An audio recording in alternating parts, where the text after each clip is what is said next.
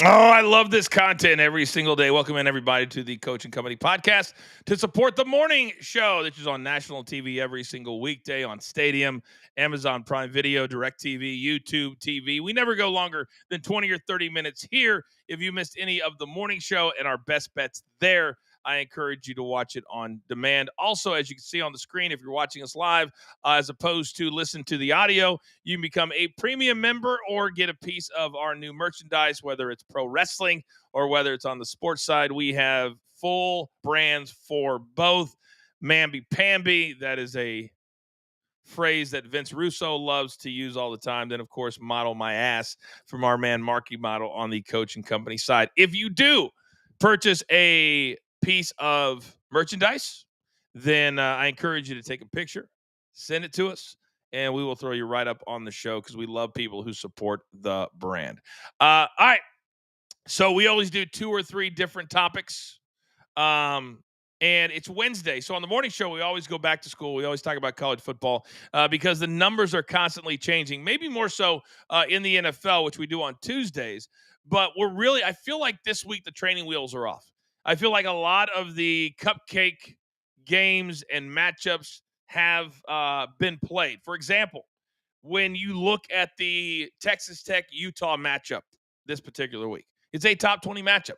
It's two teams that still believe it undefeated that they have a chance and they are good enough to make it to the college football playoff. And as we know, there's 12 teams now, so you don't have to necessarily win your conference to make it in. There are at-large bids. So these games are gigantically important. So you have Tech, who has played Arkansas, Pine Bluff, Kent State, and Oregon State. And then you have Utah, who has played UCLA, Cal Poly, and Wyoming.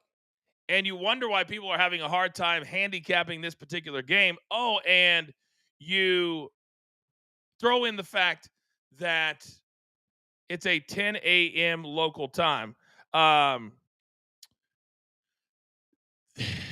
It's going to throw everything off because college players, young kids, even people in the NFL, they are used to a routine. And noon starts, that's fine. Not every team likes to play at noon, but that's normal. 3:30, normal. 7:30, ideal. I loved nighttime games in college football. But this is a 10 a.m. local time start in the Mountain Time Zone in Salt Lake City because a lot of teams that are not marquee names, they have to take whatever window they can get so they can have national television exposure so then they can recruit.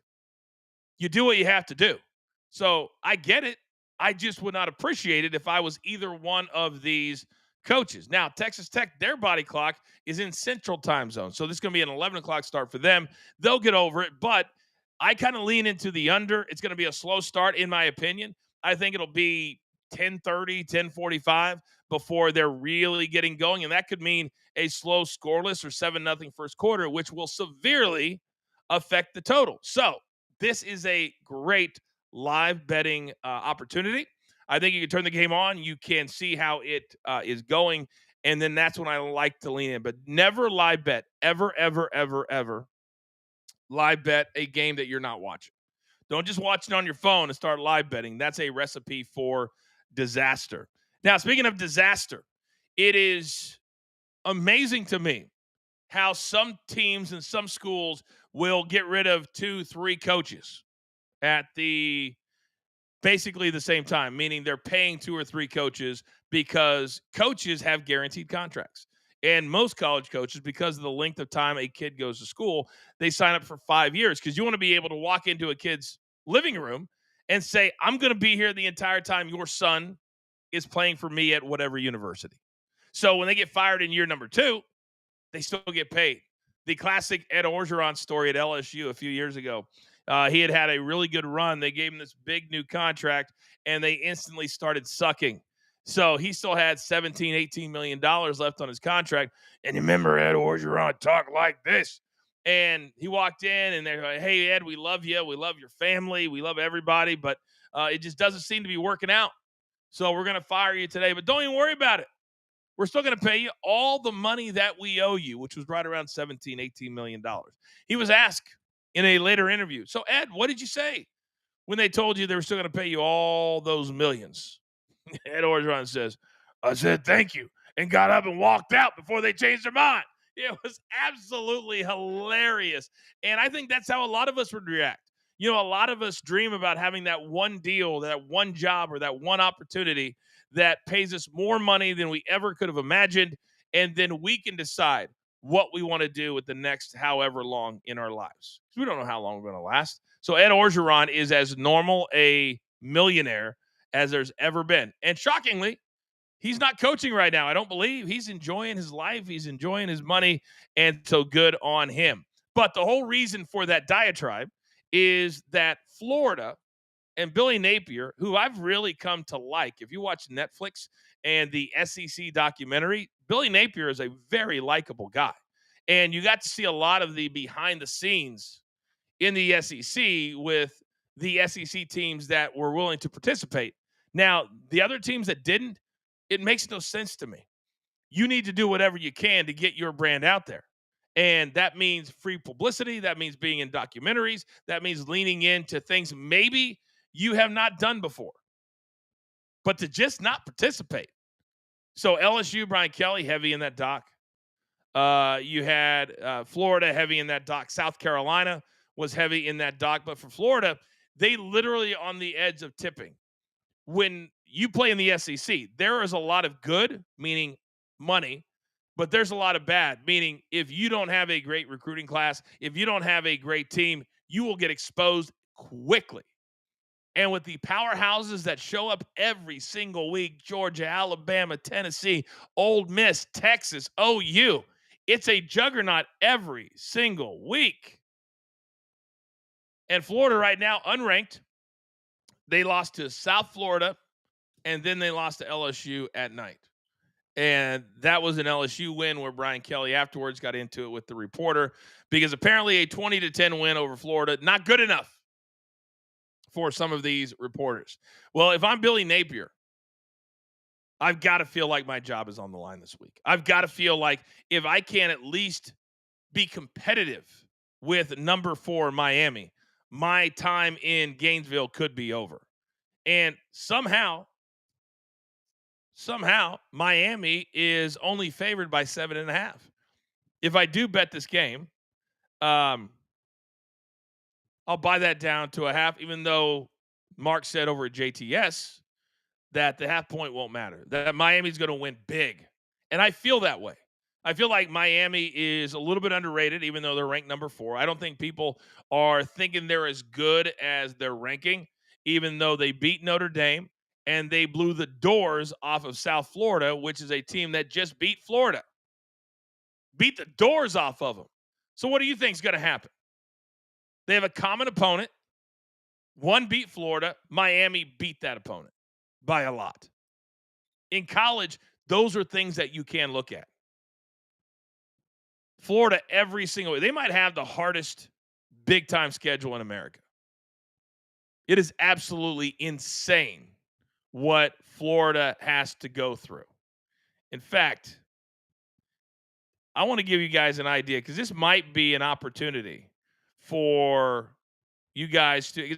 We never talk about fading. We always talk about let's find Florida down here. We always talk about betting on or betting the over. We rarely talk about fading a team. And sometimes the smartest thing you can do in sports betting is to pick a team that's not playing well and fade them. And it's not necessarily about the team that you're betting on. It's about the team that you are betting against, which is more important than that. So as you look at their schedule, this is absolutely banana land. Think about this. Listen to this. So at Miami, after at LSU, imagine seeing the schedule for the first time if you're Billy Napier and you know your job's on the line and they hand you this schedule. So they started Long Island. They won 55-0. That game didn't matter. Then South Florida, they lose 18-16. Then LSU, they lose 20-10, which means their offense right now stinks. At Miami, and then they have a bye week to kind of lick their wounds just a little bit. Then, hey, let's come back with an easy one at home against Texas. Come on in, Arch. Come on in, Mr. Manning. We got you on Saturday, October 4th. Then let's go to Texas A&M, a top 20 team before last week when they nearly beat Notre Dame. They've got a really good quarterback. They're better than people think. Then let's come back home to Mississippi State. Not the hardest, but still beatable. Then let's stay home. But here comes those Georgia Bulldogs. That's right. Top 5 team. Then we go to Kentucky. Then to Ole Miss. And Lane Kiffin thinks Ole Miss, his squad's going to be in the playoffs this year. Then let's come back home to Tennessee. And then Florida State, which is a team that's already beaten Alabama. That is banana land if you're a college team. And I'm always critical about teams playing enough hard teams. But then there's just craziness. And this is great. But this is the life in the SEC. This is the life you chose. Don't complain to anybody when you decide, I want to go play in the highest competitive conference because we make the most money. Hey, that's fair. Just don't complain about it. Speaking of the SEC, number 22 Auburn, they're undefeated. But they also, who have they beaten? So they're traveling to Norman to take on OU, and I absolutely love this game for the Sooners. They're laying less than a touchdown. I think eventually people are going to realize how good OU is. They knocked out Michigan 2 weeks ago. Then they went to Temple last week and just laid the Owls out as a 24.5-point road favorite. Now, this is the first time they've ever been a home favorite against an SEC opponent. That's crazy. But they haven't been a super good team the last couple of years. So Oklahoma, this is a big-time opportunity for them. But what about Auburn? What about the away team? Because they also have a very, very difficult schedule. They have OU this week. Then they go to Texas A&M, bye.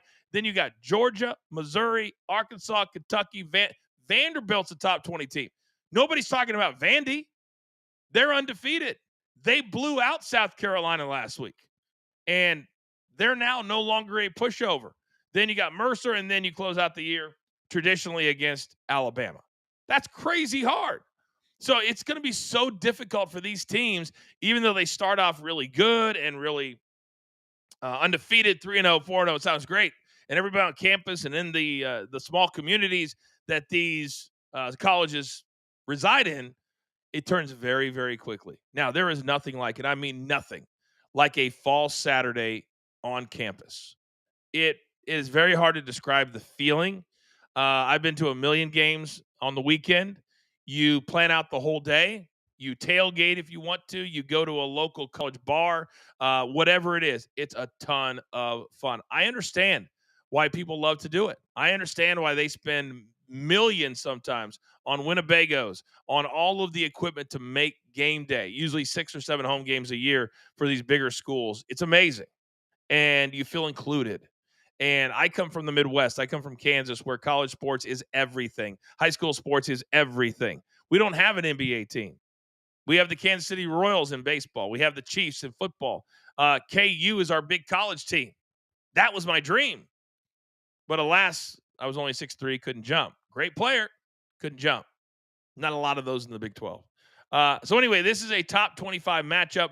I really think OU might be a little bit better than what people think. But if these teams like this want to make it to the playoffs, what they need to do is to understand they may lose once or twice, but these games now become must wins. If you want to be a playoff team, they become must wins. So that's what both teams are staring at. Don't forget that Saturday morning we will have the latest college football information, picks. We only go about 10 or 20 minutes. The one thing we try to do at the brand is never go super long. Coach and Bro is a little bit longer because you guys have a lot of questions. But we understand and we appreciate that you have lives. We try to keep it to 20 to 30 minutes. We're going to go a little bit lighter today, but we want you to remember that. Remember that because we respect your time and the fact that you come here and you watch our stuff. That's going to do it for now. I've got to go do a little bit of work for the PFL because that never stops. If you are an MMA fan, don't forget October 3rd, and you can watch it on the ESPN app, I believe, and the PFL app. I'll double check and I'll let you guys know. But that's going to do it for now. I am the coach, producer man. We'll see you tomorrow right here on the Coach and Company, the podcast.